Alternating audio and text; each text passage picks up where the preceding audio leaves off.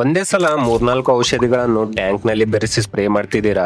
ಹೀಗೆ ಮಾಡಿದ್ರೆ ನಿಮ್ಮ ಬಂಡವಾಳ ಪೂರ್ತಿ ವೇಸ್ಟ್ ಆಗೋದು ಮಾತ್ರ ಅಲ್ಲ, ಬೆಳೆಗೆ ನೀವೇ ಶತ್ರುಗಳಾಗ್ತೀರಾ.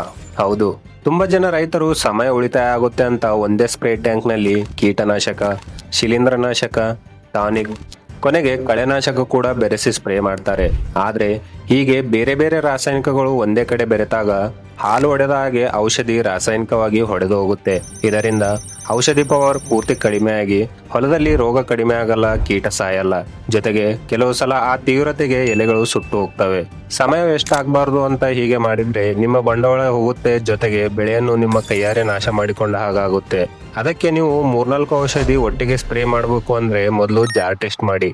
ಒಂದು ಚಿಕ್ಕ ಪ್ಲಾಸ್ಟಿಕ್ ಬಾಟಲ್ ನಲ್ಲಿ ಸ್ವಲ್ಪ ನೀರು ತೆಗೆದುಕೊಂಡು ನೀವು ಬೆರೆಸಬೇಕು ಅನ್ಕೊಂಡ ಔಷಧಿಗಳನ್ನು ಸ್ವಲ್ಪ ಸ್ವಲ್ಪ ಹಾಕಿ ಬೆರೆಸಿ 5 ನಿಮಿಷದೊಳಗೆ ನೀರಿನ ಬಣ್ಣ ಬದಲಾದ್ರೂ ಹಾಲು ಹೊಡೆದ ಹಾಗೆ ಗಡ್ಡೆಗಟ್ಟಿದ್ರು ಆ ಔಷಧಿಗಳನ್ನು ಅಸಲಿಗೆ ಬೆರೆಸಬಾರದು.